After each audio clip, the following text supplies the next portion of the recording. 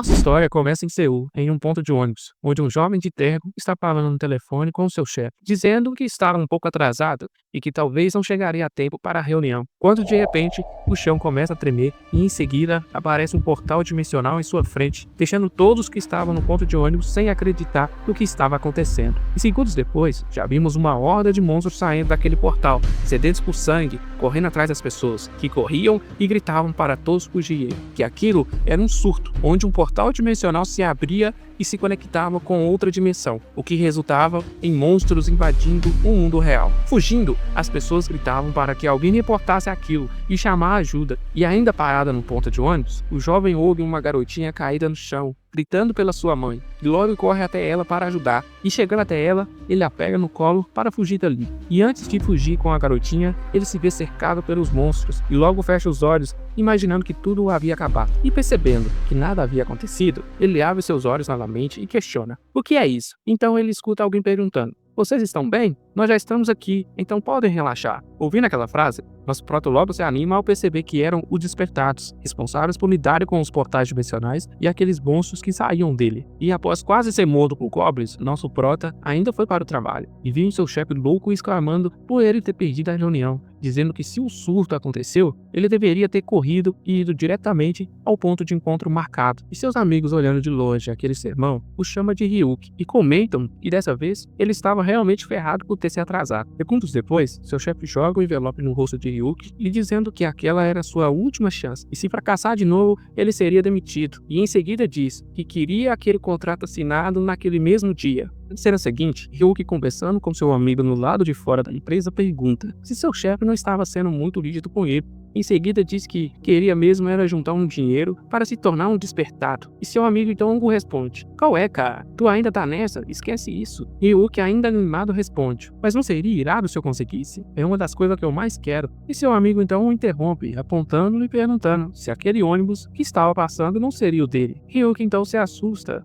e começa a correr atrás do ônibus, se despedindo de seu amigo, dizendo que o veria no outro dia. E o respondendo, seu amigo diz para Ryuki não estragar tudo dessa vez. E às 18 horas daquele mesmo dia, vimos Ryuki em um estacionamento, dizendo que conseguiria aquela assinatura e que não queria tomar outro esporro daquele babaca do seu chefe. Quando de repente o estacionamento começa a tremer e Ryuki questiona se aquilo era um terremoto. E vendo um portal se abrir em sua frente e ainda sem acreditar diz: duas vezes no mesmo dia? Você só pode estar de sacanagem comigo. E Ryuki então escuta alguém de boné vermelho gritando para ele ir se esconder. Então Ryuki começa a correr, fugindo dos goblins que estavam em sua cola. E ainda correndo, um dos goblins consegue segurar sua maleta. E Ryuki, mesmo assustado, se vira e dá um soco na cara do goblin. E em seguida diz: aquela pasta era tão importante quanto a sua vida naquele momento. E pensando que o soco havia feito aquele goblin soltar a maleta, Ryuki fica surpreso por não ter dado certo. Com isso, outro goblin já pula em sua direção, prestes a acertá-lo, quando aquele cara de boné vermelho aparece em suas costas, o puxando para dentro de uma seda, fechando rapidamente. Em seguida, já ativa o sistema de segurança do portão, que ao ativado, acerta os goblins com um grande choque, ganhando assim algum tempo para os despertados chegarem. E pouco tempo depois, alguns despertados aparecem para ajudar, e o que parece ser o líder deles estava no rank E, e seu nome era Jong, conhecido como Bola de Fogo, e acompanhado pela sua equipe, avança em direção dos goblins, onde se dá início a uma batalha sangrenta pela sobrevivência. Após uma luta intensa, a equipe de Jong derrota todos os goblins, e Ryuki, assistindo aquela luta, logo diz: como esperado, os despertados são demais. E depois da euforia passar, Ryuki então percebe que não estava com a sua pasta, e logo sai em busca para procurá-la. Notando que Ryuki estava procurando algo, Jong, com sua pasta na mão, pergunta se era dele. Ryuki diz que sim, e o agradece.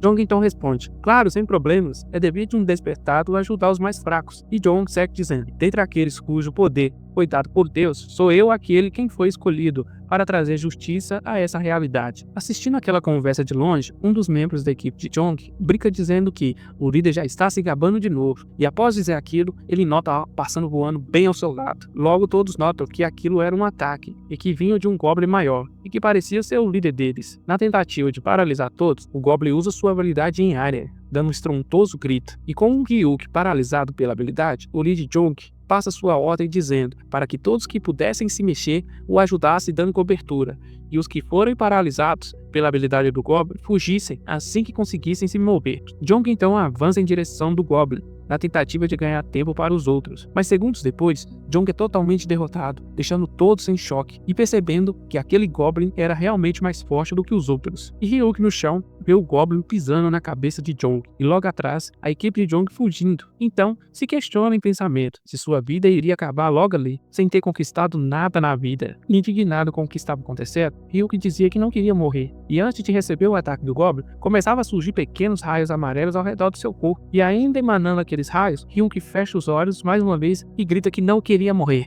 E segundos antes de ser atingido, aparece uma mensagem à sua frente dizendo: "Você despertou". E abrindo os olhos, Ryuk nota que foi parar atrás do Goblin, e tentando entender o que havia acontecido, ele questiona: "O que é isso? Estou sendo despertado agora?" E na sua frente aparece uma janela do sistema que dizia: "Ryuk agora é capaz de utilizar as funções e habilidades da DGF, e para auxiliar o despertado no uso do sistema, Ryuk teve toda a experiência necessária injetada. E em razão do atual perigo detectado, o controle sobre o corpo foi transferido por um curto período de tempo, e Ryuk, prestes a receber outro ataque, concentra pequenas bolas de energia em sua mão e lança em direção ao Goblin, que é acertado em cheio. E assistindo àquele ataque de Ryuk, a equipe de Jong comenta: "Aquele cara não é uma pessoa qualquer?" Levando em consideração como ele desviou, parece que ele despertou. E que tipo de rank será que ele despertou, hein? E voltando para a luta, Ryuk então passa por debaixo das pernas do Goblin, indo para as suas costas e prepara outro ataque chamado Mãos Flamejantes, o atingindo em cheio com uma grande explosão de fogo. E no meio daquela fumaça, o Goblin aparece de repente na frente de Ryuk como um ataque furtivo. Então, Ryuk ativa outra habilidade, Escudo, que gera um domo em volta do seu corpo, o protegendo do ataque. Ryuk então nota uma espada no chão e, fazendo um movimento rápido, ele a pega rapidamente. Logo, utiliza outra habilidade, Encantar Arma, e olhando para o Goblin com um olhar calmo e determinado, Ryuk avança em alta velocidade, acertando com um golpe rápido, não dando chances de esquivar. Após ser derrotado, o corpo do Goblin começa a desfarelar no ar, e ao sumir completamente, aparece uma mensagem que dizia: "A eliminação do alvo foi concluída, retornando o controle do corpo e a habilidade ao usuário." E surpresos com o desfecho daquela luta, os membros restantes da equipe de Jong questionam: "Sem chance? Um despertar duplo? Não, pode ser até maior do que isso." E 20 anos atrás, no ano de 2000, as capitais ao redor do mundo, incontáveis torres apareceram, e essas torres eram feitas de materiais que não existiam nesse mundo, e dentro dela, um ser divino chamado Deus reside. Contudo, devido aos respectivos governos, eles foram selados. Enquanto vários rumores sobre as torres se espalhavam em todas as regiões do mundo, surtos em larga escala começaram a acontecer, e para pará-las, centenas de despertados, escolhidos por Deus, apareceram, e então, 20 anos se passaram. E no ano de 2020, o mundo inteiro ficou ciente dos despertados, e isso se tornou uma grande transição. E de volta ao presente, e já em sua casa, Ryuk levantando de sua cama, olhando seu terno pendurado todo sujo, imagina: "Toda vez que olho para aquilo, eu percebo que ontem não foi apenas um sonho." Ryuk então se lembra que após eliminar aquele Goblin, uma mensagem do sistema apareceu dizendo: "Eliminação da fonte de perigo foi confirmada, controle do corpo e da habilidade se retornaram." E parecendo que estava acordando de um transe, Ryuk exclama: "O quê?" E olhando para sua mão, nota que estava segurando uma espada e questiona: "Por que eu estou segurando isso?" E continuando, ele pensa: "Eu tenho certeza que estava prestes a morrer nas mãos daquele Goblin guerreiro." E pensando que ainda ele poderia estar vivo, Ryuk então olha para trás e percebe que o Goblin não estava mais ali. Então se pergunta em pensamento: "Eu realmente despertei e o derrotei?" E interrompendo seu raciocínio, os dois despertados que sobreviveram se aproximam de Ryuk, o chamando de mestre, e dizendo: "Eu vi sua magia incrível que derrotou o Goblin." E Ryuk, sem entender, pergunta: "Do que vocês estão falando?"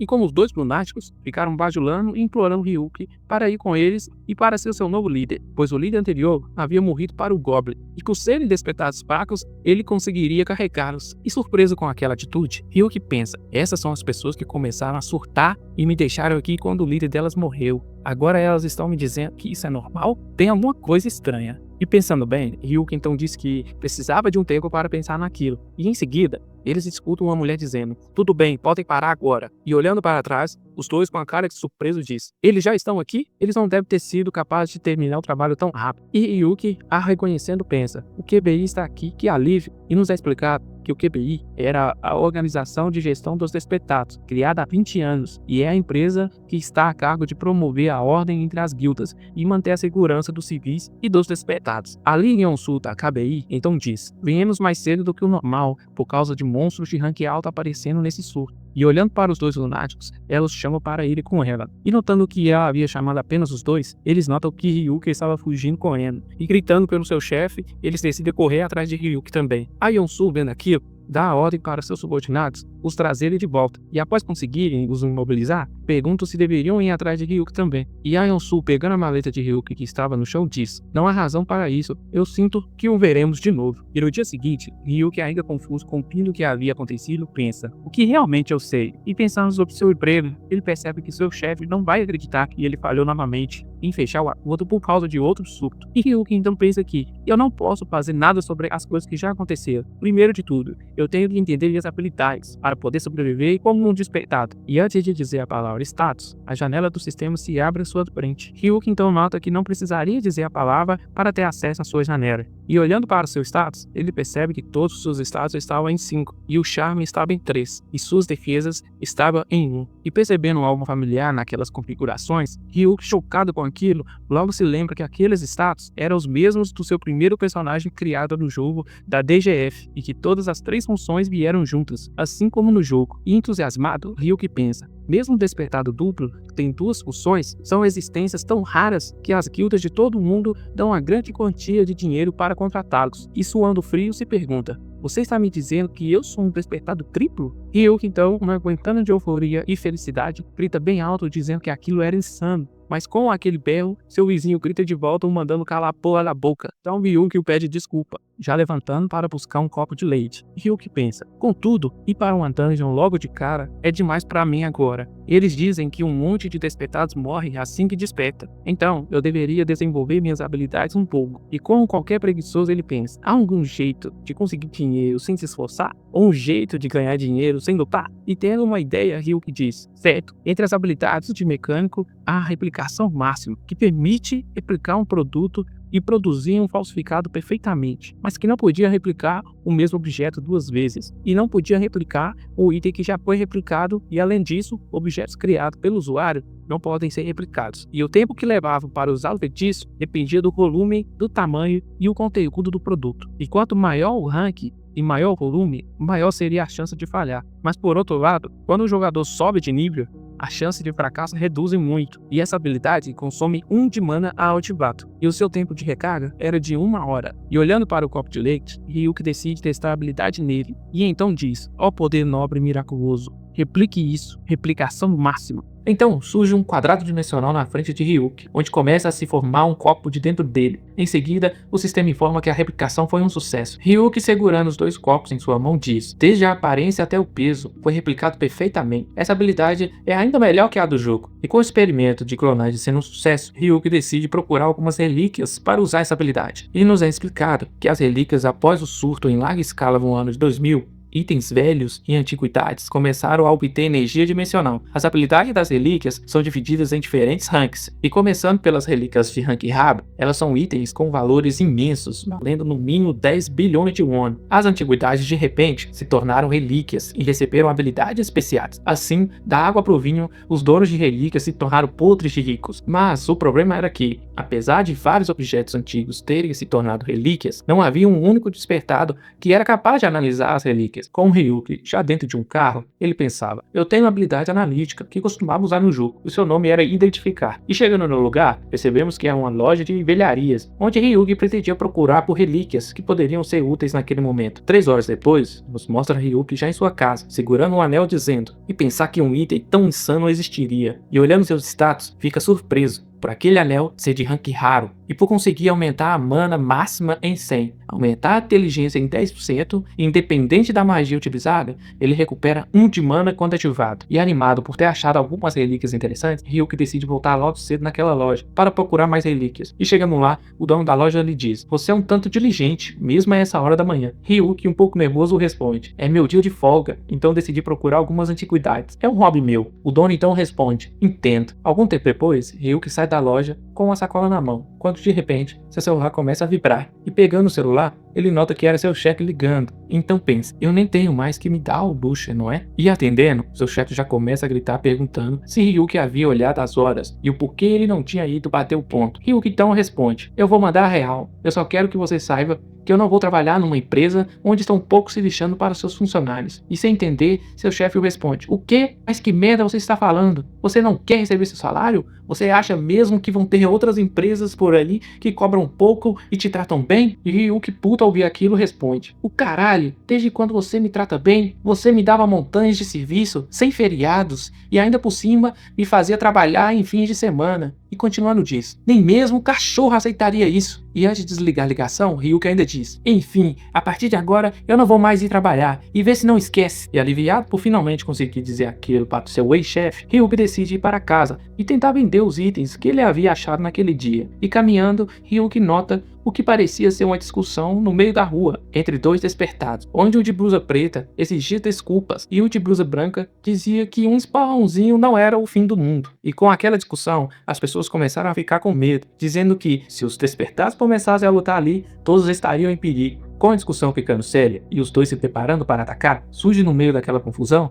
a Yonsu, da KBI, para parar com aquilo. E conseguindo anular seus dois ataques, ela diz, despertados lutarem entre si é contra a lei, e em seguida os adverte. Vou deixar isso passar dessa vez, mas só dessa vez. Lembrem-se que da próxima vez, vão direto para a cadeia. E olhando as pessoas a elogiando, Yonsu nota o nosso prota no meio daquelas pessoas, e então se lembra daquele dia e grita, ei, você aí, o cara de agasalho preto, segurando uma sacola preta. Ryuki então pensa, será que ela está falando de mim? Sem chance. Logo, escuta Yonsu dizendo seu nome, Parkuto Ryuki, e rodeado por olhares de indignação, misturado com raiva, Ryuki levanta as mãos. A Yonsu então diz, por favor, venha comigo e pegue aquilo de volta. Algum tempo depois, e já no que parecia ser o prédio da KBI, Yonsu lhe oferece café e Ryuki aceita. E sentados, Ryuki diz, então, aquilo que eu devia pegar de volta. E eu respondendo, Yonsu coloca a maleta em cima da mesa e se desculpa por ter aberto para poder achar o dono. Ryuki diz que tudo bem, não é como se tivesse muita escolha se quisesse achar o dono da maleta. E mudando totalmente o rumo da história, Yonsu diz para Ryuki que, com base nas informações que obteve com as testemunhas naquele dia, aqueles dois despertados que estavam com você não tinham habilidades o suficiente para ter eliminado aquele monstro. E continuando diz, então, eu acredito que você o derrotou. Além do mais, as pessoas presentes no local disseram o mesmo que eu. Após ouvir aqueles questionamentos, Ryuki a pergunta, então por que você veio até mim? Para me recrutar? E Yonsu o responde, recrutamento não é o nosso objetivo. Entretanto, se quiser se tornar um despertado poderoso, você deve se registrar primeiro. E portanto, eu irei guiá-lo ao exame. E Ryuki então concorda. Com Ryuki saindo da cápsula de avaliação, o avaliador diz, ok, o exame foi concluído. Por favor, pegue seus pertences e espera na frente do balcão. Ryuki então o agradece. E segurando os resultados do exame, a Yonsu pede para Ryuki se sentar. E ansioso, Ryuki a pergunta,